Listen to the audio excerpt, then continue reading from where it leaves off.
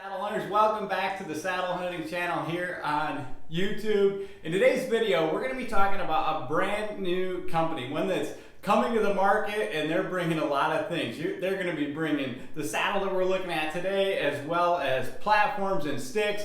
I haven't seen either one of those, but the concepts are very unique, quite cool stuff. The company is called Arsenal, and they are a Michigan-based company that's going to be making this saddle here in the United States. So without further ado, let me show the saddle to you. This is the Cloud saddle from Arsenal. This is a unique single panel saddle design. It's got some features that are similar to some we've seen in other saddles, and it's got some uniquenesses to it. So I'm excited to kind of break this saddle down, show you guys the features of it, put it in the tree, give you some of my impressions, and let you know whether or not I think this is a saddle that you should be looking at purchasing here in 2023. So let's throw this on the tabletop. We'll talk through its features. I'll give you the nitty-gritty, all the details, and then let you know what I think.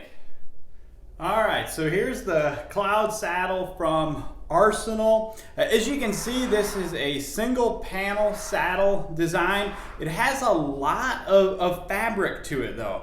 This measures 18 inches from top to bottom and about 26 inches from side to side. So quite a little bit of real estate in this saddle, so should make it comfortable for a wide variety of body sizes. I'm on the smaller end of the spectrum, about a 33-inch waist, and I don't feel like I'm swimming in it. I've felt pretty supported in it. We'll talk more about that when we get it out on the tree. But on my scale, this saddle came out at 1 pound and 7 ounces, and they say it's 1 pound and 6 ounces. So it's pretty much right there. You can see this saddle, it has a little bit different shape to it than many others that we have on the market. Similar to many in that the bottom kind of has this crescent half moon shape. The top is quite tall. There's also a little bit of a curve up here to the top of the saddle, which really helps with overall comfort. But where most traditional saddles are going to stop is somewhere, right around where this molly is. And this saddle has a couple extra inches built into the top of it that really gives you a lot of back support. And we'll talk about that when we get it on the tree as well. But they call this panel here the Max panel for additional back support. Some of the unique features of this saddle are right here on the back of it. It has this 4-way stretch material that basically creates 2 built-in pouches on the saddle. So you may not necessarily need an additional pouch. Plenty of room in here to put your lineman's belt and your carabiner and your tether all in just one side. And so you could put a ring of steps in one side and your ropes on the other side. Really a lot of versatility in these pouches. That's one of my favorite features of this saddle. Time will tell. I obviously haven't hunted in this saddle yet because I just got it here in the summertime. Time will tell whether or not things fall out of these pouches. I'm a little bit concerned about that. I just like the security of like a cinch top pouch, but I think they'll work for a lot of guys. The pockets are oriented more vertically, so you're not gonna have stuff falling out the front, but maybe if you snag something that's kind of hanging out toward the end here, I could see that being a possibility. Arsenal has designed this saddle so that there's a magnetic, what they call a big back pouch that'll go right here on the back for additional storage. And that pouch is going to give you comfort free with every saddle. I don't have it with this one here, but that's going to just give you the ability to carry whatever you might want with you into the woods. So you'll notice here on the back of the saddle, if we start to talk through its design and its features, it has molly here at the top, just a single row, no real other usable molly. These are sewed like molly straps, and I suppose you could maybe use them for certain pouches if you had the right connections, but the only horizontal molly strap is here at the top. I'm not a huge fan of this molly. It's just too loose. You guys know, if you've watched my videos, I like tethered, super tight MOLLE, just with those bars that so many different pouches use, where it just doesn't come out. I find with ones that are built like this, I have to, you know, zip tie the pouch on there and stuff, and it's just not my favorite. The lineman loops, you can see, are integrated quite uniquely here. Rather small, but they're stiff. I like the placement of them, no complaints whatsoever. They sit pretty forward, for me at least, and that's probably just due to my waist size, so I like those. You can see this saddle has quite a unique bridge design, and we'll see that when we flip it over, but that's basically all there is to the back of it. Not much else to point out to you other than the pockets and the MOLLE and the back band there. You can see it's kind of this Ranger green pattern with some gray in it, so it should blend in well in a variety of terrains. Let me flip it over here. We'll start at the top again here. So this is the opposite side of that same row of MOLLE. The belt's kind of a hybrid design. On the back side, it's webbing, 1-inch webbing, and then on the front it is AmSteel. I know some people have the complaint of AmSteel that it cuts into them, and so this wider webbing on the back should help with that some. I like this AmSteel belt. It adjusts easily. It's very secure. It feels like it's a full bearing AmSteel. I have no complaints about this. Very secure, fast to adjust. It works well. I'll give you guys a measurement on the screen here of just the overall, you know, length of this, but for me, it's worked very well. Moving on to the bridge. This is one of the most unique features of this saddle. It kind of reminds me of the two-bore bridge in that it's a webbing bridge with multiple connections on each side. So you can see here, the bridge is reinforced. There's at least 3 layers of webbing there, stitched very nicely, super clean construction. Now you'll notice there's a hole on this end of the bridge and a hole on this end of the bridge. They are apparently coming out with what's called a comfort bar, and it's going to attach to those 2 holes in the bridge and basically act as kind of like a hip spreader, very similar to the hip pinch eliminator from Genesis 3D printing. But the bridge is going to come down and it's going to attach on the top and the bottom, and you have adjustments on both sides of it. So let me show you the top adjustment here.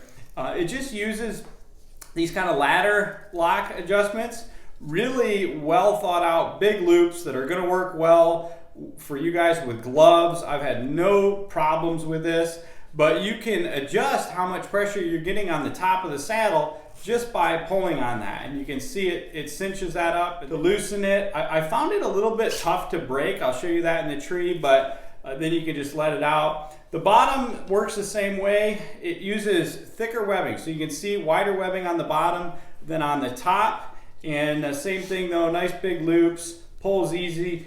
Different style ladder lock. I've found this one easier to release than the one on the top, and then it just kind of floats here in the middle of the bridge. So I know that's a popular thing nowadays to have adjustments along the bridge, and in my opinion, it's one of the most helpful ones for customizing the feel of a single panel saddle. But with this particular one, I've not been completely convinced that that's a necessary feature. So I think this works the way it is. So that's all it is, guys. I mean, this is really a pretty simple saddle. Those are the only 2 adjustments that you have in the whole thing. The top and the bottom on both sides of the saddle. That's it. So in that sense, this is a very simple, easy to use saddle. You can see the construction of this. This is kind of that ripstop nylon type material that we've seen on the two-bore, that we've seen Dryad use. There's multiple layers of this though. So you can see on the inside here, it's this gray, and then on the back, this is a tougher material. I'm not exactly sure what it is, but I anticipate that this is gonna hold up. When you rub it, it feels kind of loud, but I haven't noticed any significant noise to it when I've been, testing it on the tree. Let me move down here to the bottom and show you guys the leg straps. The leg straps are just G-hook designs into tubular webbing. disconnects on each side. They're totally removable. They just thread through this loop at the bottom. And so if you're a guy that doesn't want to use leg loops, you don't have to use them. Really nice G-hooks with their logo on there. And I mean, they're easy enough to put on. They're easy enough to take off. The placement of them is interesting. I will talk to you guys a little bit.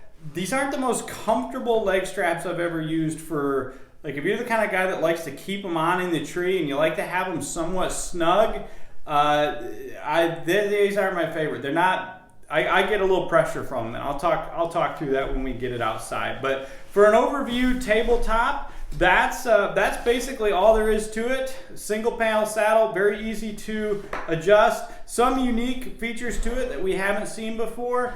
And so let's throw it on the tree, take it outside.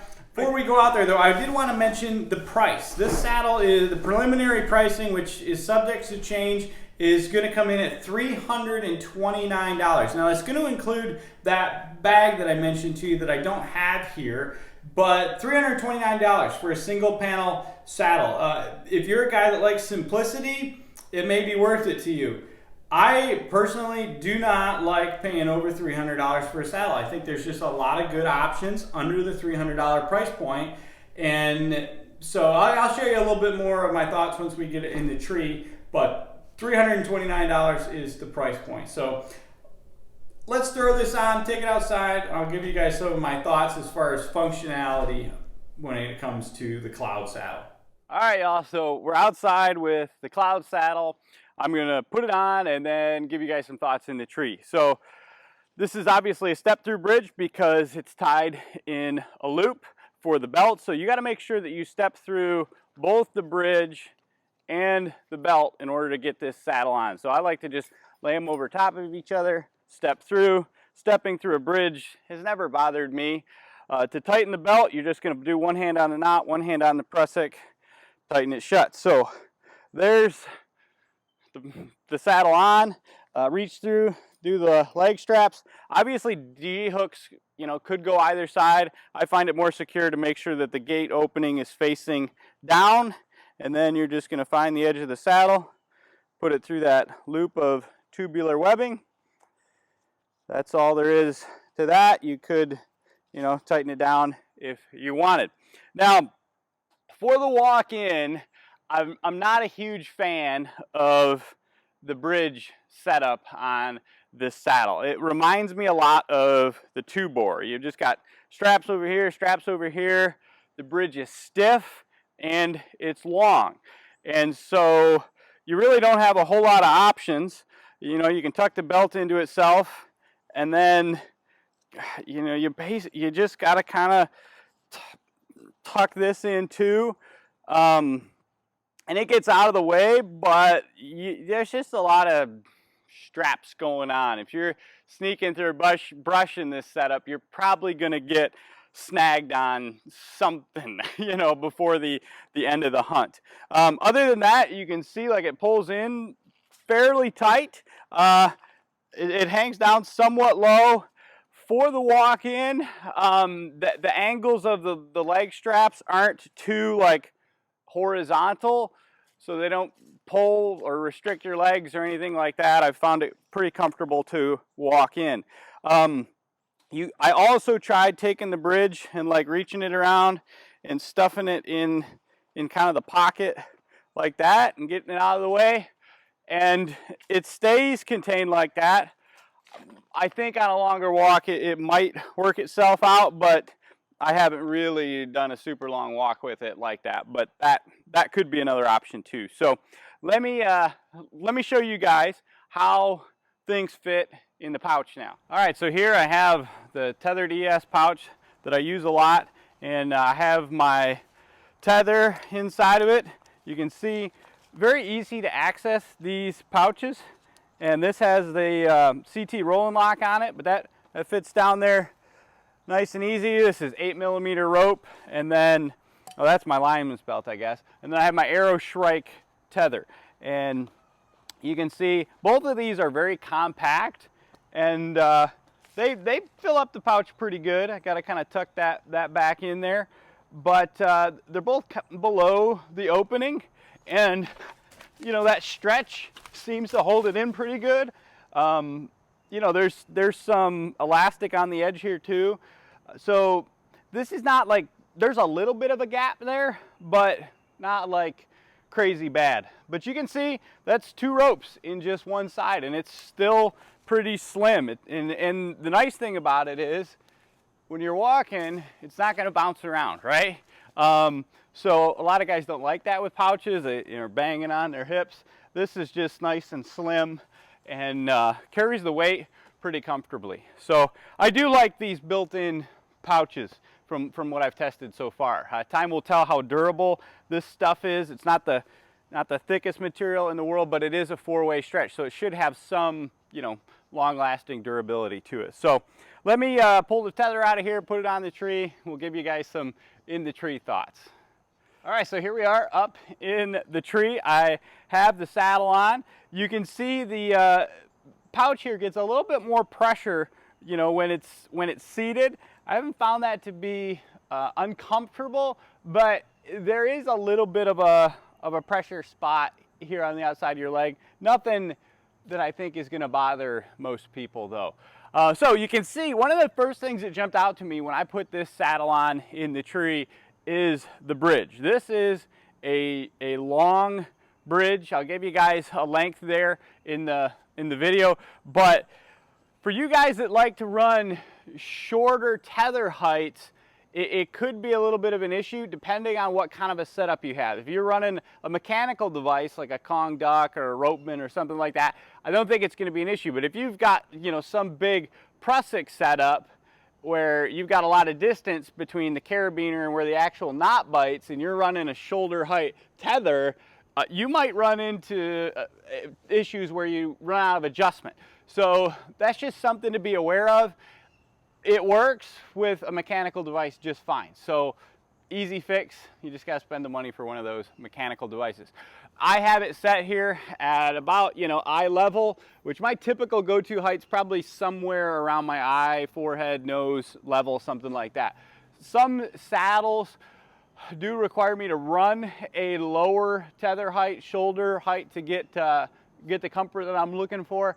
I haven't found that to be the case with this one, and I like that because then it gives me more ability to rotate around the tree. So that's working just fine. Let me talk you through leaning first, and then we'll kind of go into sitting. Like I said, this saddle is pretty simple because it has very limited adjustments. You have this lower adjustment for length of this piece here, and then the upper adjustment for length on the top of the bridge. The upper adjustment is going to be for the back support. So I found that when I'm leaning, I like the bottom all the way out, and then just a little bit of pressure into the back, just snug that up a smidge, and it gives, I mean, it gives really, really good lower back support without the need for a back band. I don't think many people use a back band with this saddle. Let me just put it that way. And if you're a guy that has lower back issues, this is a really good option. It's just full, even support all in through the lower back here. So, I mean, that's all there is to that adjustment. You just grab the thumb loops and pull it, and you can see how much pressure that added into the upper back. Now I'm like way tilted forward. I don't have much pressure down here in the bottom. You can see how easy that is to move because all the pressure is in this top strap. Now to let that go, these are under a lot of stress, and I can't release them while it's weighted. So gotta stand up, take some weight out, and then they move pretty easy. I'm not sure what kind of webbing this is, maybe nylon of some kind, but I do like that kind because it moves pretty quickly. I have found the waist belt to be comfortable, you know, or just loosen it up a smidge like that, one-handed, very quick, and it works well. Now, let me stay on the bridge. The bridge has some extra straps here. So if you're the kind of guy who, you know, wants to be reaching down here to get his phone, and, you know, you like putting your hands, you know, here, it might be a little too much going on for you. just hands sit a little bit higher. It actually gives kind of good support if you're the guy who wants to just put his hands here on the bridge and have a little, elbow rest. So just be aware of that. Some guys will like it, some guys won't. That's the beauty of what's going on in our industry now. There's tons of options for whatever you personally like. Now, you can see here on the whole of the bridge, there's going to be this comfort bar that's going to fit through those holes. And what it's going to do is spread these further apart and just kind of reduce the pressure on the hips. I haven't found this to be a saddle that gives, a lot of hip pinch at all, but that never hurts to increase that distance. It always helps in my experience. The bridge is not the smoothest I've ever felt through a carabiner. Now, the webbing's probably stiff because this is a pretty new saddle. It'll probably get better as it breaks in, but just with 3 layers stitched together, it's going to be stiffer than an Amsteel bridge or a rope bridge or even just a single layer of webbing. So you can see it takes a little bit for it to want to go through there. And I can feel it kind of sliding underneath me when I try to do that a little bit. I think that'll get better with time, but hard to know for sure. You are limited in the adjustment because you've got kind of hard stops to some degree where these things are. If you're running the hip pincher bar, I really am curious how this is going to work as you rotate, being that it's closer to the carabiner rather than closer to your hips. Obviously I can't try that out, but it's something to be aware of. But you can see that's about all the farther it wants to easily rotate. Let me go to the other side, maybe you'll see better. Yeah, that's about it. And one of the things I mentioned inside on the tabletop review is rotating in it in the leg straps. You can see the angle that this is coming up down through here, and I'm getting a lot of inner thigh pressure from this leg strap when I rotate like that. Now, you can take a lot of length and add it to that, and it decreases that, but you can see when I rotate and this part comes up, it wants to pull up the leg strap. So just something to be aware of. Not the most comfortable feeling in the world. I typically wear leg straps when I'm in the tree, and so that's, it is what it is. Just something to note. All right, let's talk about leaning, and then we'll move on to sitting again. I found this saddle very comfortable, very easy to lean in. I mean, I'm very well supported. There's no pressure spots. This bottom webbing is not as stiff a material as most of the webbings I've tried on saddles. It doesn't seem to be that traditional seatbelt material. And so I do not get a real hot spot along the strap, which is quite unique for a single panel saddle.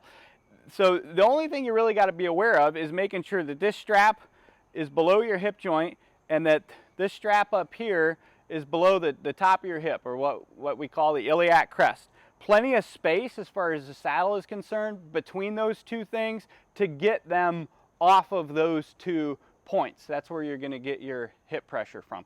So, sometimes I found myself having to play with it a little bit, but quite easy, especially when you're leaning, to get those straps off those 2 pressure points. But if you're a leaner, this is quite a comfortable saddle, easy to manipulate, simple. The downside, I think, is the bridge, but other than that, it doesn't seem like it's going to be a super hot material.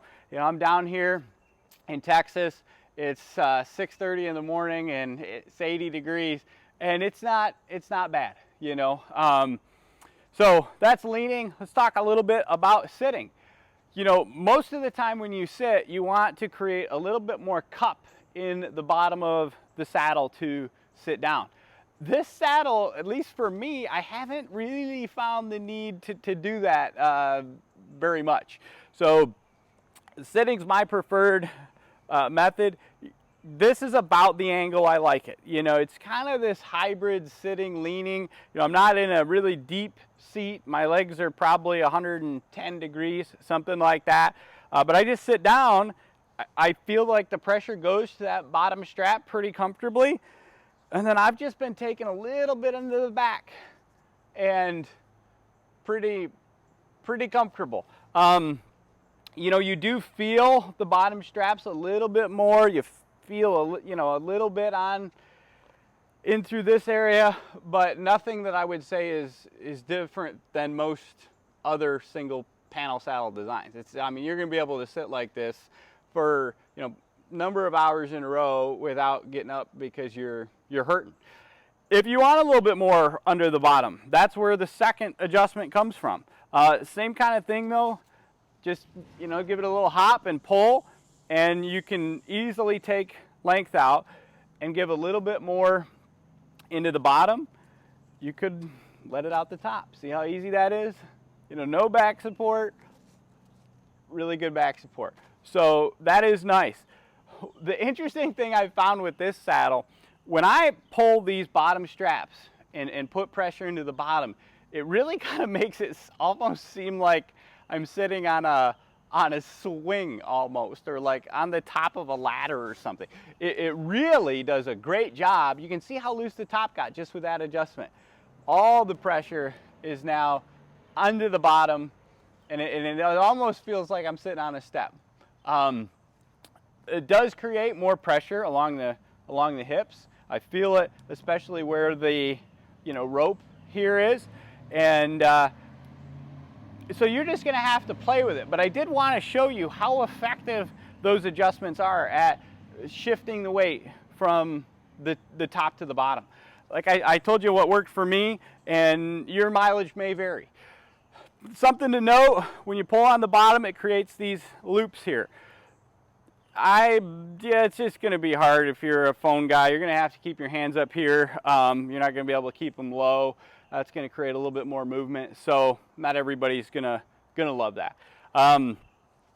To lower those straps, pretty easy. You do need to stand up and take some weight out of it, but the ladder lock adjustments work really well. So I can tell you, in my experience, this saddle works for sitting, but man, it's really good for leaners, which is the majority of the market.